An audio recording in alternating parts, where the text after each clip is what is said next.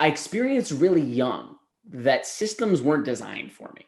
I was just like, if I'm going to make it, if I'm going to thrive, survive, like I got to find a way to create a system for myself. Because the one that's just handed to me, if I just try and execute that, that's not designed for me. And it's not going to help me get where I'm trying to go. Yeah. By and large, I think it's almost definitionally true that if you are someone who the systems in your life have not been tailored for you, you've had to get by figuring out how to build sorts of systems for yourself to do what you need to do. Mm-hmm. And that skill set, whether you're a person of color or not, it doesn't really matter. But that skill set of understanding where you're hoping to get and designing the game plan for getting there and not leaving it up to someone else to help you figure out how to get to your outcome, but being able to create and execute, like that's life catapulting type stuff.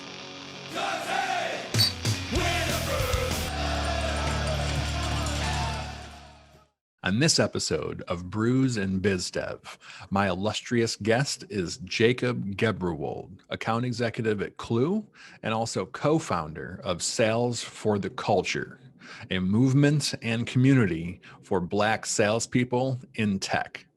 And Jacob and I talk about Sales for the Culture, the story, the impact. We get into how he landed his gig at Klue in the middle of a pandemic, and it is unique, it is original, and you definitely want to hear about it. And also he talks a bit about the impact of being able to create your own pathways and systems in life, particularly when the systems in place were not designed for you.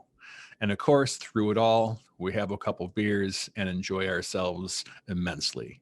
So thanks for watching. Enjoy. And if you like what we're putting out, please remember to subscribe and share. Hey, Jacob, how's it going, bud? Paul, I'm really looking forward to this conversation. It's going to be fun. Yeah, me too. Let's see. Well, I mean, you're looking forward to it, so I'm not going to waste any more time. Let's just get right into it. And why don't you just go ahead and kind of give your elevator pitch intro to our viewers and listeners? Yeah, so I'm an account executive at a company called Klue, SaaS around helping businesses compete better against their competitors. Mm-hmm. And I help run Sales for the Culture, which is a community of Black tech sales professionals where whether it's helping Black people get into the game or helping Black tech sales professionals who are already in the game, it can be a little lonely out here when you don't know people who look like you and have navigated some of the same challenges. So we're just making sure that, we don't have to be alone on the grind anymore. Yeah. Very cool. Very cool.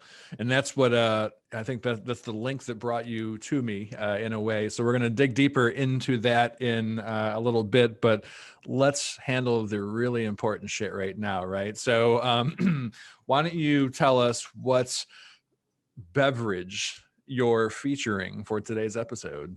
I'm going to try and crack this right in front of my mic and see if it works. Boom. Did that go? Yeah. Yeah. Okay. Yeah. I am drinking a Pineapple Bubbly because if you've ever wanted to experience spring break in your soul with no sugar, Bubbly's the move, man. Bubbly's the move.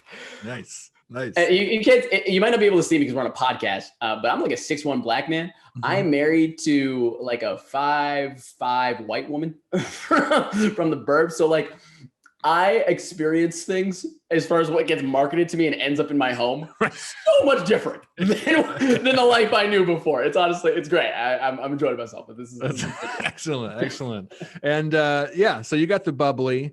I went with an American IPA, Hayburner, which I have drunk on the show many times.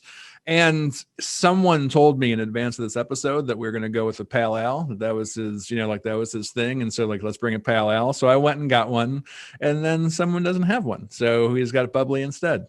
Yeah. I mean, pale ales are great, right? My dad drank pale ales. I drink pale ales. Great. And I just had a flight the other day, which is fantastic. But when Pineapple Bubbly is an option, I don't know what the game plan was. It's out the window when I can experience spring break in my soul. Yeah, I guess is that, and is that your thing you made up for them, or is that the tagline that's on the can, the It's spring break in your genuinely soul? messaging I came up with, Holy and shit. I'm looking forward to royalties and a sponsorship. Yeah, we're going to be tagging them as it goes out, and I think Klue might get bummed because someone's going to poach you. Yeah, exactly. Yeah, honestly, like it's interesting. We'll talk a little bit later about how I got hired at Klue, and that story ended up having a few people reach out and be like, "Hey, if you want a job here, like, come on over." Yeah. Klue's done a great job of being a great employee, lived up to every expectation. Retention's not been a problem. But if Pineapple Bubbly gives me a shout, Jason, you hear this, man? Like it's gonna be a fight. It's gonna be a dog fight if Pineapple Bubbly comes for your boy. Okay.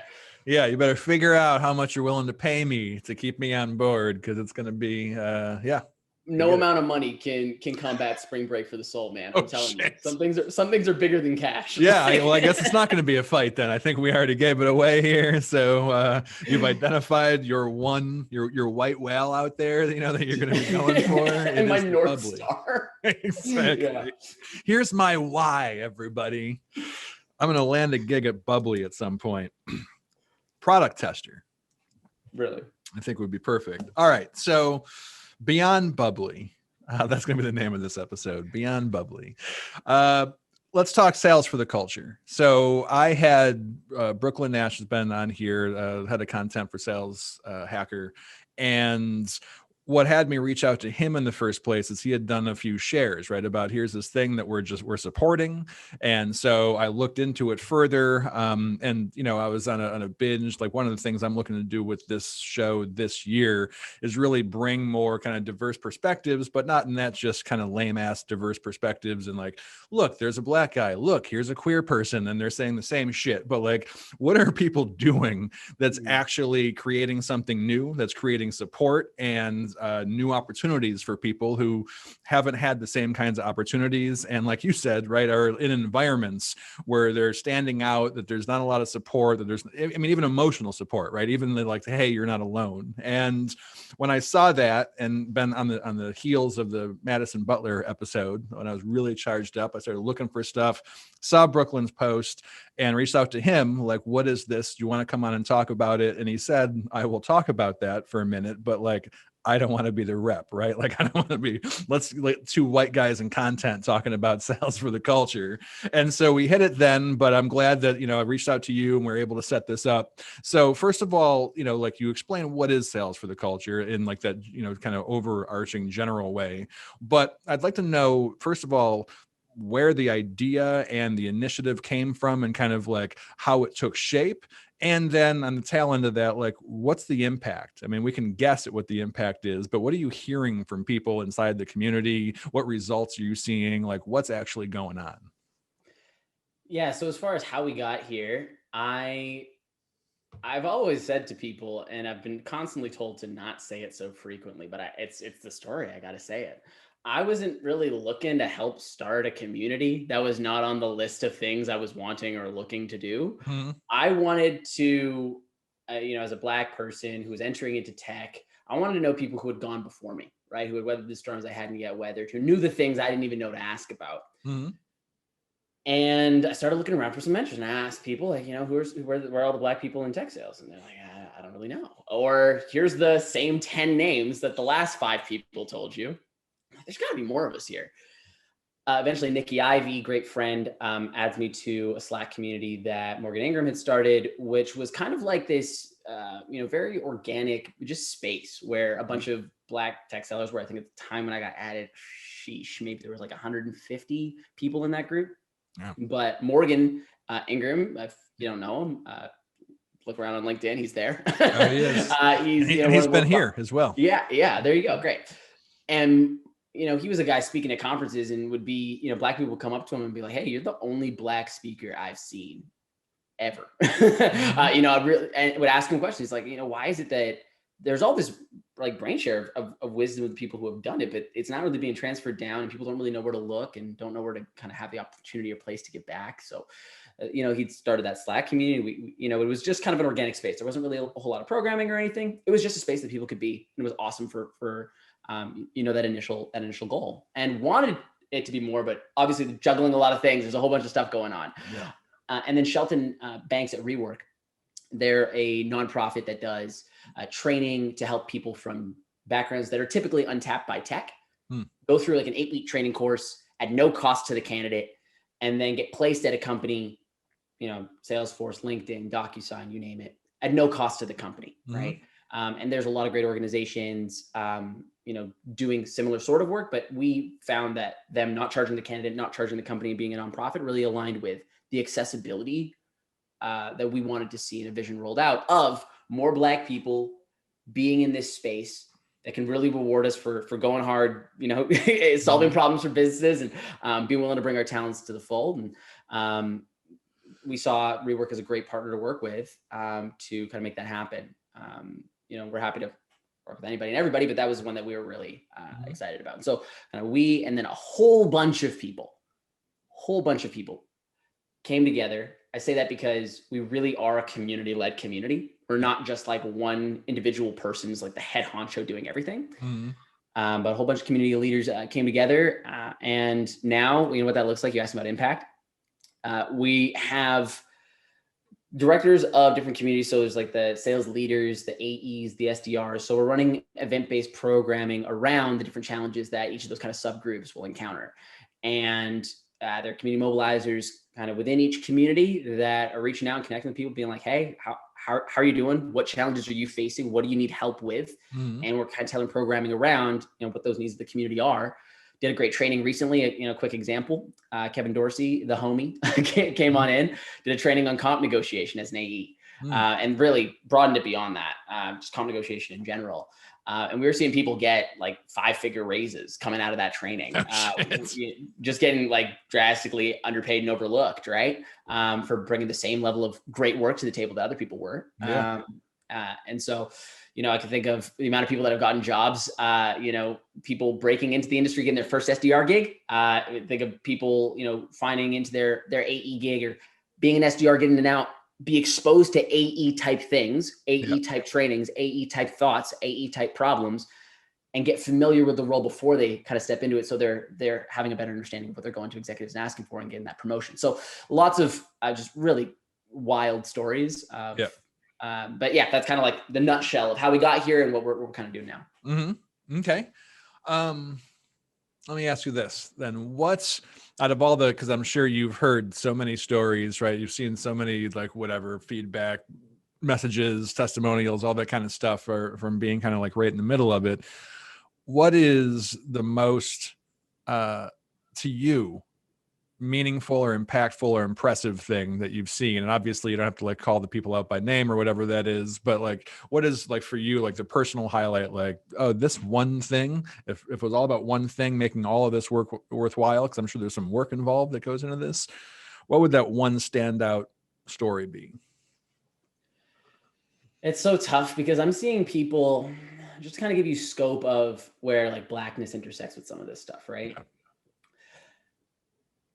And by the way, socioeconomic status is not a 1-for-1 correlation with race. I know a bunch of Black people that were raised in upper middle class communities. They didn't quote unquote get it out the gutter or aren't from the hood or whatever it is. So it's not that all Black people grow up without the social networks of, coming from a, upper middle class or whatever family. And on the flip side, I do know white people, of course, who did not grow up in well-networked spaces and whatever, that can relate to some of those challenges. So I don't want to draw a 1-to-1 correlation there, but I think it's broadly true. I could point to any number of statistics talking about how, income disparity at any given role between a Black person and a white person, you can predict that exists. I can note, I'm in Canada, for example. I know that a Black college graduate is going to make 80 cents to what a white college graduate, same credentials, will make in that role. I can crunch these sorts of stats out. I can also know that the legacy effects of you keeping a certain crew of people out the game for a certain window, the game being the financial socioeconomic gain of the game. They're probably not going to know the people that came from, the trust fund sort of background to be able to be in a room with VCs, to be able to know how do I, for example, navigate compensation negotiation, but also when you get opportunity and you come from a group of people or maybe like a family history or whatever, where opportunity hasn't been the norm for you, you're willing to tolerate things that shouldn't be tolerated because you're not quite sure when the next opportunity is going to come, or you feel like you've just got to be grateful for the thing in your hands. So the amount of times that I've seen Black sales reps start to get perspective on what is intolerable about their situation and go, whoa, like my boss mandating that, we can't talk, about anything to do with social issues, with anyone at work, like I'm supposed to just watch someone get shot in the street, have my manager ask me how I'm doing, but not talk about, like, because I don't want to like contravene this sort of rule. Like, but that's not just like something I have to tolerate. Like there are companies that I could maybe work at that I'm not expected to leave a significant chunk of who I am at the door. And I can, be the fullness of myself in that role. Seeing people like have those light switches go on and leave workplaces. This is one of the things that really sticks out to me. I remember in a cookout, which is like a monthly event that we do where we get everybody together and just like chop it up, share challenges, share successes, share opportunities, have a good time. I saw a woman talking about like how walked over she was by her boss in terms of things that she was asked to do that were way beyond the scope of her position, not being recognized or rewarded for those things, being neglected, disrespected, and experiencing racism in the workplace, and not really having any checks and balances on that. And she just kind of took it because she didn't know what else to do. And to voice that in a room of other Black people, and someone was like, yo, you sound like you're doing great stuff. Do you want to work for me? And her in that moment, I saw her real time get like, oh, I don't have to be in a situation where I'm not getting rightly rewarded for the value I'm bringing to the organization. And I'm being walked over on these issues of race. Like, that's not a one-off story. That's consistently happening in this community, which on one hand is heartbreaking that it's a common experience, but on the other hand is exciting because we as Black people like don't have to settle for what we shouldn't have to settle for anymore. And that comes with perspective, which comes through social networks, which if you haven't been in sales for the culture before and you don't come from a background where that stuff is prominent for you, you might not even know what you are missing out on. So I think that that's like one of the things I get most excited about anyways. Yeah, no, that's awesome. That's very cool. So segueing to a specific story of a Black person looking for work in a tech sales job. We may or may not know him. He may or may not be with us now. But yeah, I read through some stuff you had sent on kind of like this pretty incredible story that, for me is like a getting a job story, but also the perfect embodiment of like where sales skills, right? Using modern marketing techniques and tools, then you use the skill set to demonstrate that you have the skill set to actually land the job, which is very, in sales, that's kind of cool, right? There's like, not all fields are like that, where like you can use the skill set itself to then actually land a role in the skill set. So first of all, why don't you give the kind of the overall run, right? And then I'm going to poke into some specific places as we go here on the process you use, the story of Jacob getting a job at Klue. What's the headline version? Yeah, headline version is guy who's never been in tech gets to LinkedIn and figures out, this seems pretty cool. I've got a decent skill set as a seller. I think I can really do some things here, but doesn't have the quote unquote conventional, 5+ years of software selling experience. Has to figure out how to help his buyer, Klue, understand like the evaluation criteria that's most important that might be a little different than what they had before, and an evaluation process that can apprehend that talent that they didn't necessarily know that they wanted. And that was maybe different than the process that they had. So like, that's like kind of the broad stroke of the story.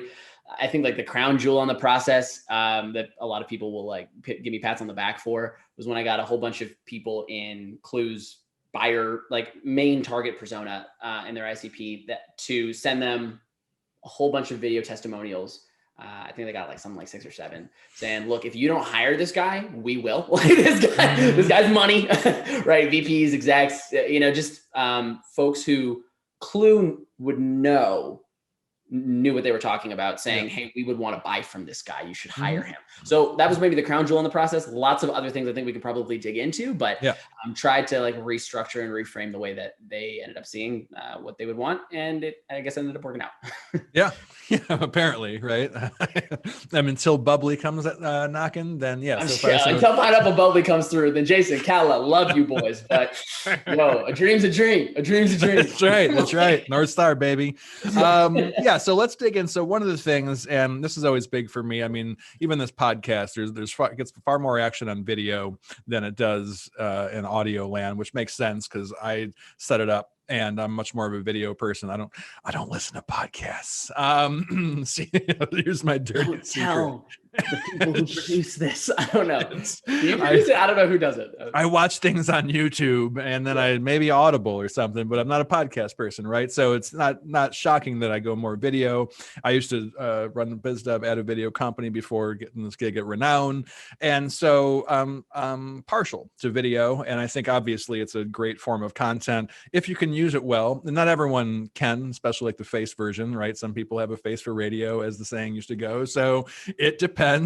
But I noticed the video was prominent through almost all the steps, right? I mean, some of them are just conversations, but there's video messages, and actually I don't want to just say video because I know there's a lot of audio between LinkedIn and like texting audio snippets and stuff. So talked about the different parts of the process where you worked in, let's call it rich media, right? Like video or audio, and how that actually helped move that along in a way that probably text messages and just messaging might not have.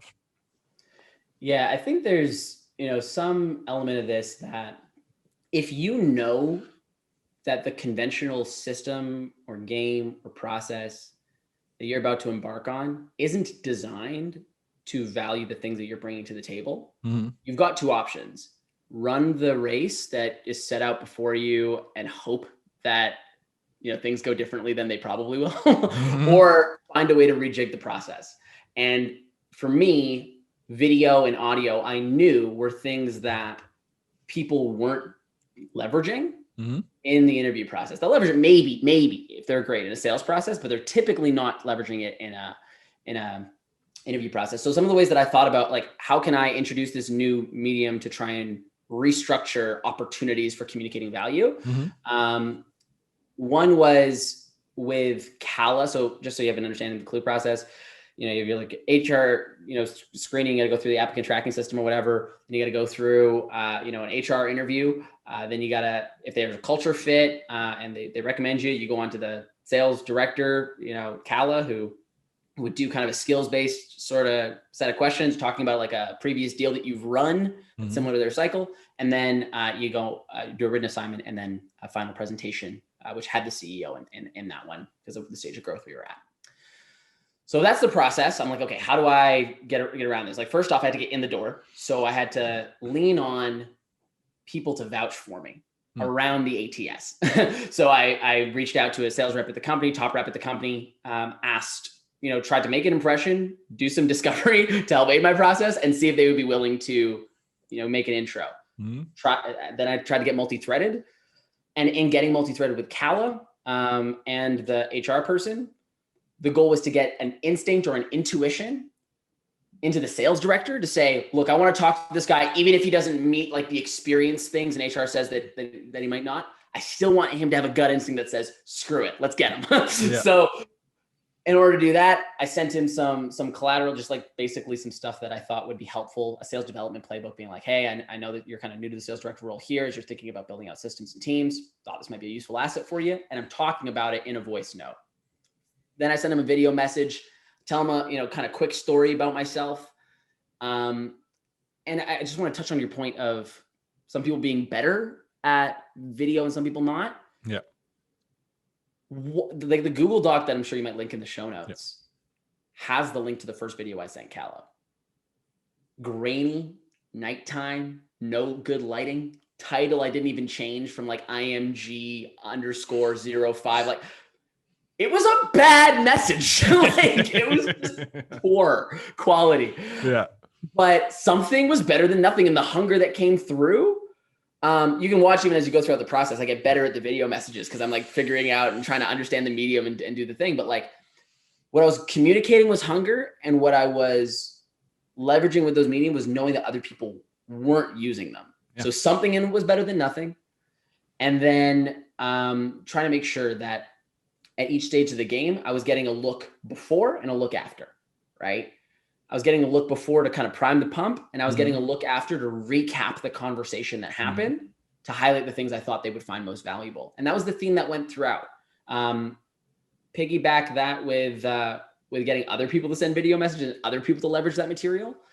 And I think you've got like the gist of how I was thinking about audio or video or being unconventional with that rich media throughout the process. Does that kind of answer the question?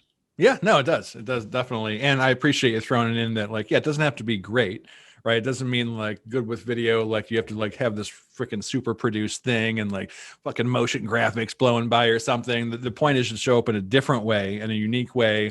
And then you still have to show up well, right? If your tone of voice didn't convey hunger, right? Or if you're stuttering through your message, like that's not a great audio message to send.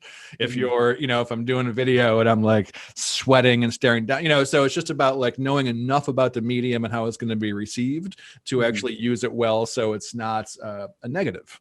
Because that's possible too. I've seen people add things that subtract from their perceived value, but I like the way you laid that out. So what do you think, you might have said it at the very beginning, right? But out of all the different steps of that process and story, because again, I think this is key because there's always people looking for work. Some of those situations are very challenging these days. So a lot of this, I believe, will apply just as well to an older school company or a different kind of setup as it will to, like, of course, if you're, hey, I'm going into B2B SaaS, so like, let's use video and let's use LinkedIn and stuff like that. But I want to be clear, there are things to take away from this that can apply in so many situations, and even for non-salespeople. Right. So marketers being able to market themselves into a position with content and different forms of content, and then being able to show up, it's the same kind of a thing. So what do you think was if you had to pick one part of all the different things you do, and yeah, we will make that document available so people can see it and see all the different pieces.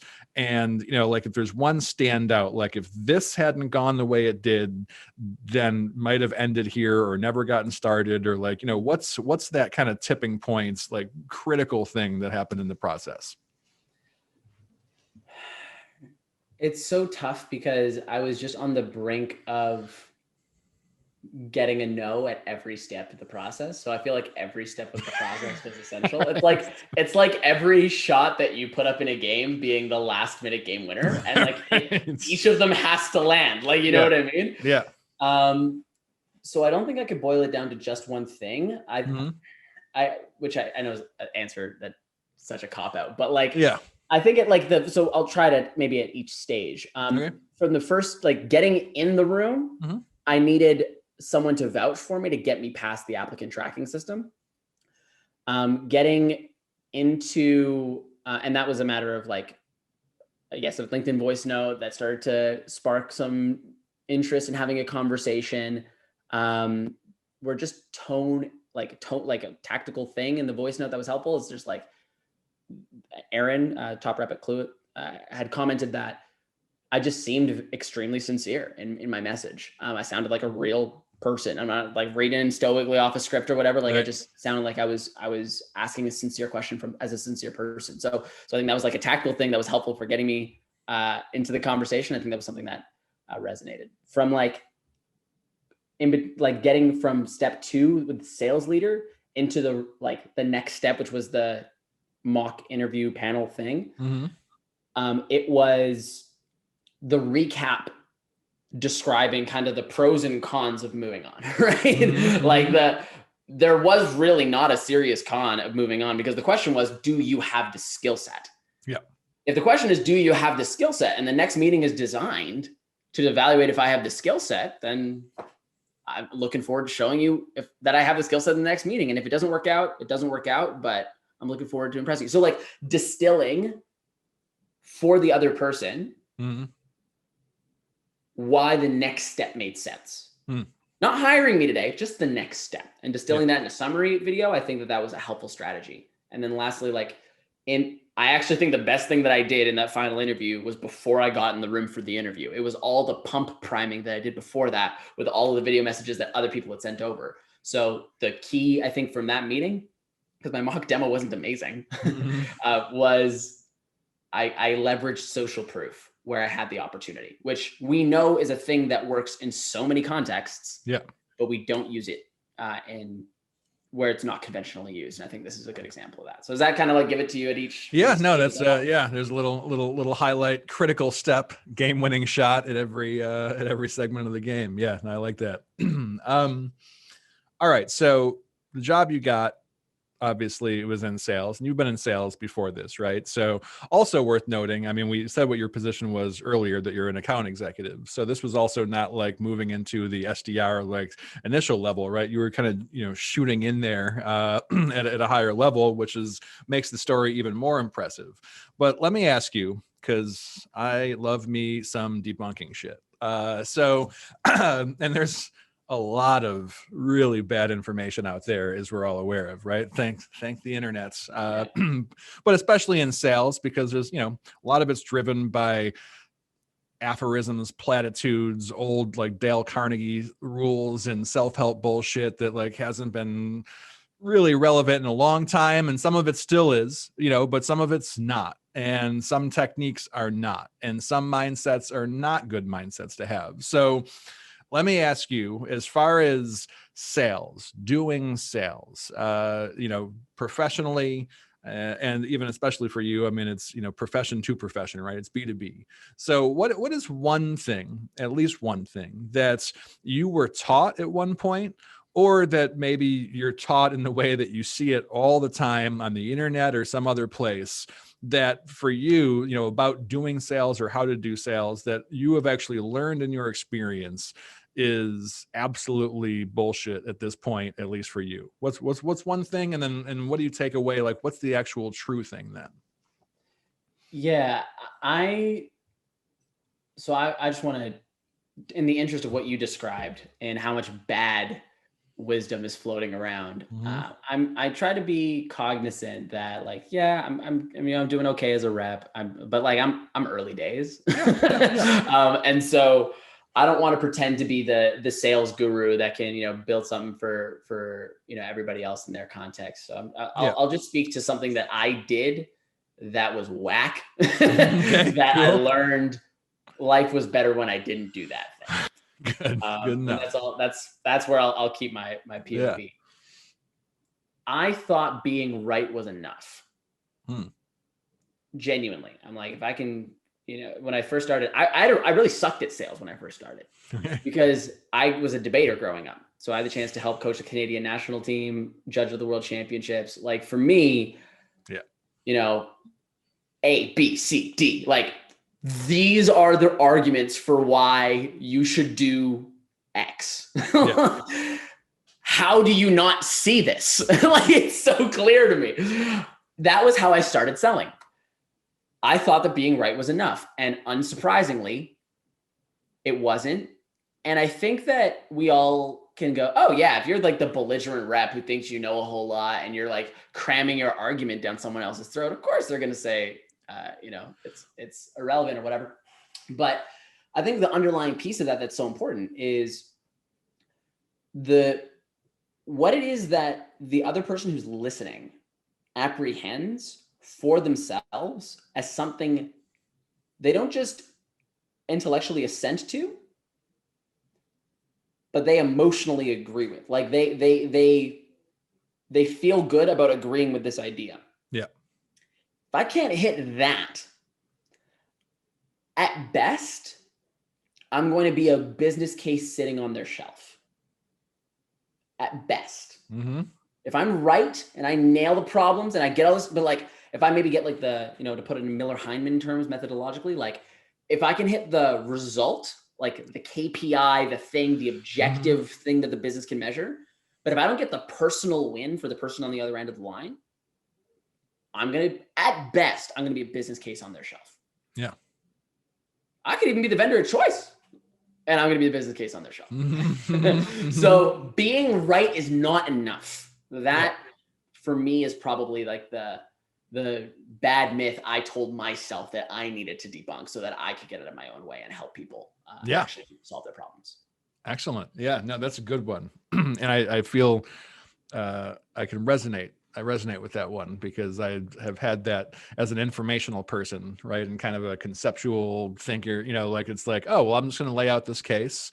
And of course I can get better or worse at laying it out effectively, but that's not going to be enough. And that actually is bad news, bad information I did get. I mentioned the self-help, but like from that world, because it's models and it's concepts. And it's like, well, you lay out the vision and then you have this and how is it relevant to them and all these kind of different things. And I realized as I got into, really it was more marketing than sales even, where I really like it got driven home because it's copywriting training, that it's just like, listen, people act with emotion, right? Including buying. We buy emotion and then we justify it. Our brains justify what we want to do anyway, what we're like emoting to do, like we're in motion trying to do it. And then we rationalize it with here's the features and here's the reasons and here's the logic, which is the exact opposite of what you'll learn in most communication courses, right? They're like these conceptual models. And it's like, oh no, that doesn't matter as much, right? I was just getting lucky at certain points because the emotion was there, even though I wasn't tapping into it well,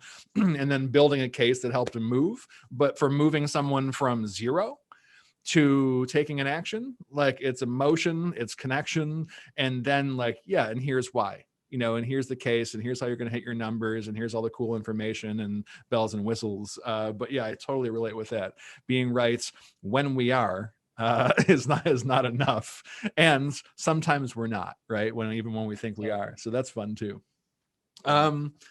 All right. So as we wrap up the conversation, you get to decide how we wrap up the conversation in this podcast. So what is one thing, given all that we've talked about and knowing that, mostly people who are watching this are in that world of sales, marketing, some customer success, like that side of things, maybe dealing with getting work, keeping work, whatever it is. But, what's one thing in this conversation you want to leave the viewers and listeners with as like a big takeaway from you?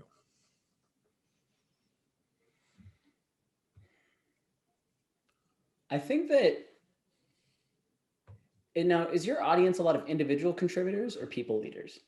I think a fair amount of individual contributors and then some actual managers and executives. Yeah. Gotcha. So my thought I'd leave, particularly with an audience, majority of individual contributors, is, the skill set that helped me like land the gig at Klue, and I'm quite fortunate, right? I think a lot of people work really hard, whether it's in their job or trying to get the next job or whatever it is. A lot of people work really hard, but they don't really figure out how to create, right? A lot of people figure out how to execute, and they think if I could just execute hard, like that's going to be enough for me to get to where I hope to go. And maybe this is like the kid in me who, I was kicked out of class probably by like, if school started at 8:30, I got kicked out probably by like 9 a.m. Sat in the hallway till like end of day. I almost got sent to a correctional school growing up. Because I wasn't beating anybody up or doing stealing drugs, selling drugs. I wasn't doing none of that. I was just a little bit chatty and had some questions for teachers. That's it. Oh, but I got a full ride to business school eventually. Because like I was academically like kind of bright, but I experienced really young that systems weren't designed for me. I was just like, if I'm going to make it, if I'm going to thrive, survive, like I got to find a way to create a system for myself, because the one that's just handed to me, if I just try and execute that's not designed for me, and it's not going to help me get where I'm trying to go. Yeah.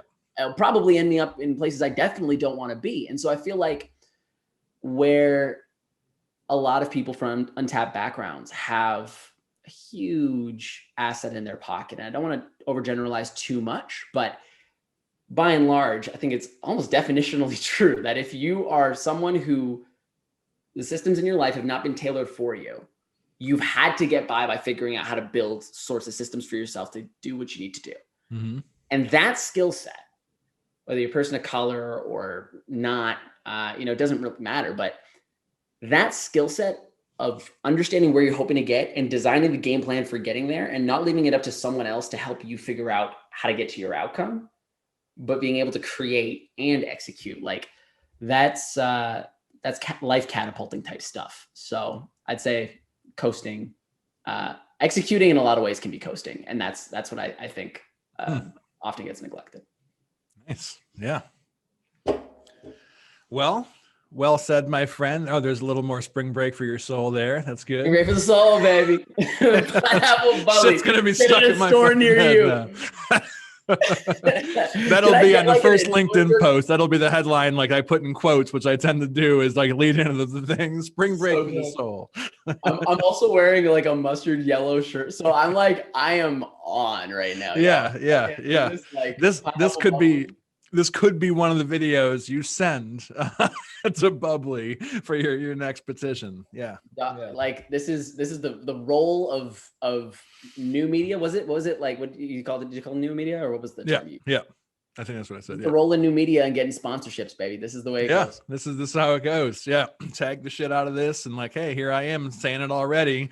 Hope they jump on your Instagram. Like, hey, would you like to be a brand ambassador? Like, no, I want a job. Are you kidding me? I want a VP job. Don't give me that brand ambassador shit.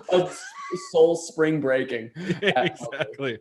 Like, cool. I've been an account executive for 6 months. Give me that job. Damn Let's go. Come on. All right, Jacob. Well, I really appreciate the time, bud. And it's been a great conversation, super valuable, I think, for a lot of people. So good to have you on. Thanks for taking the time, and we'll be talking soon.